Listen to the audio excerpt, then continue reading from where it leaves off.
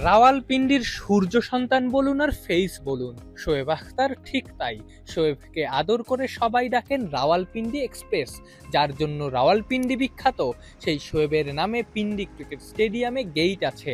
পিসিবির আওতাভুক্ত একটা স্টেডিয়ামের নাম পর্যন্ত করা হয়েছে Shoaib Akhtar cricket stadium. Rawalpindi cricket স্টেডিয়ামে একটা অনার্স বোর্ড আছে। 2 ম্যাচ খেলেই সেই বোর্ডে নাম তুলেছেন মুশফিকুর রহিম, হাসান মাহমুদরা। মেহেদী হাসান মিরাজ কিংবা লিটন দাসেরও সেই অনার্স বোর্ডে নাম আছে। কিন্তু যার জন্য রাওয়ালপিন্ডি ক্রিকেট স্টেডিয়াম বিখ্যাত, সেই শোয়েব আখতার কখনোই এই অনার্স বোর্ডে নাম তুলতে পারেননি।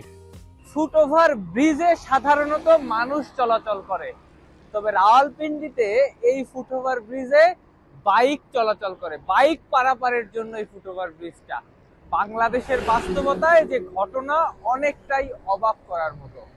তেমনই একটা চমকপ্রদ তথ্য আছে। রাওয়ালপিন্ডির যে ফেস, সেই শোয়েব আখতার রাওয়ালপিন্ডি ক্রিকেট স্টেডিয়ামে কখনোই কোনো এক ইনিংসে 5 উইকেট পাননি। টেস্ট ওয়ানডে মিলিয়ে 16 বার ইনিংসে 5 উইকেট পেয়েছেন, ম্যাচে 10 উইকেট 2 বার। তার একটাও পিন্ডি ক্রিকেট স্টেডিয়ামে না। সব মিলিয়ে যে মাঠে শোয়েবের ডেবিউ, সেই পিন্ডি ক্রিকেট স্টেডিয়ামে 10 ইনিংসে 105 ওভার বল করেছেন শোয়েব, 15টা উইকেটও নিয়েছেন। কিন্তু একবারও 5 উইকেট মেলেনি, তাই নামও ওঠেনি রাওয়ালপিন্ডির অনার্স বোর্ডে। সেজন্যই রাওয়ালপিন্ডি ক্রিকেট স্টেডিয়ামের প্রেস কনফারেন্স রুমের পাশের লবিতে কত কত ক্রিকেটারের ছবি আছে, অর্জনের গল্প আছে। নেই শুধু একটা নাম, একটা ছবি, Shoaib Akhtar, Rawalpindi express, the face of Rawalpindi.